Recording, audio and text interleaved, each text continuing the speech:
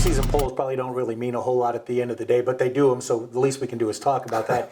Oilers preseason ranked #1, and as we talk about, when you talk about losing a quarterback, a couple of running backs, some of the other key for your peers, to have you guys ranked preseason #1 says a lot about what they think you've been doing in the offseason. Yeah, I mean, I don't think that there's any doubt that everyone's goal at the beginning of the season is to be standing at the top. When all the dust settles, that you're at the top of it, and that's something that certainly is an expectation in this program, and that's something we want. And I don't think you want to undersell and over-deliver. I think the bottom line is that we expect to be competing for and winning the conference championship year in and year out every year here. That's the standard, and then some into the national playoffs. And so if people think that we're going to do it, well, then let's roll the ball out, kick off at noon on a Saturday, and go to work. Take a look at the schedule. We're opening up on the road, first 2 games. That's kind of commonplace for you guys. Spend a lot of time on the road, long trip out to Missouri, to Truman State, and you follow that up with an old GLIAC opponent in Wayne State up in Detroit.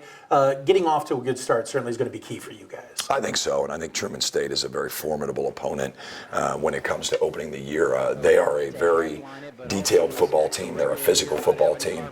You're going to get a really good college football game out in Kirksville, Missouri, between 2 good teams. They return a number of key pieces. There's been change out there. Longtime head coach has stepped down. His son, who's been with him for 14 years, has moved into that role on an interim basis. And so even though I think you're going to see a lot of things similar to what we saw last year, there'll be new wrinkles. There's no doubt. And then when we take that trip up to Detroit, we know when you strap up against a GLIAC team, it's going to be a physical game in Detroit, and we're looking forward to that as well. Then you get into, of course, the conference part of the schedule, and it feels like almost every week once you're into the conference schedule, it's a rival week.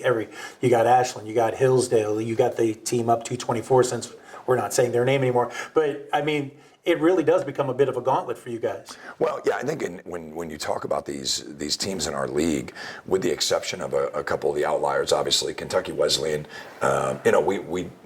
we dip down into Kentucky and do some recruiting in Louisville and Lexington. Obviously, Jaden Farmer, Brian Faith, who's our starting center. They're both Louisville kids, so we're no stranger to recruiting Kentucky. But when you look at the proximity up here, when we line up against some of our conference opponents, they're our former high school teammates, or they played against each other in their league growing up in the Columbus and the Cleveland and the Toledo area. So I think there's natural rivalries just based on the proximity and such a familiarity with each other. Well, Coach, we appreciate your time. We'll talk more as we get closer to the beginning of the season. Go Oilers. Go Oilers. All right, this has been Oiler Outlook here on UFTV.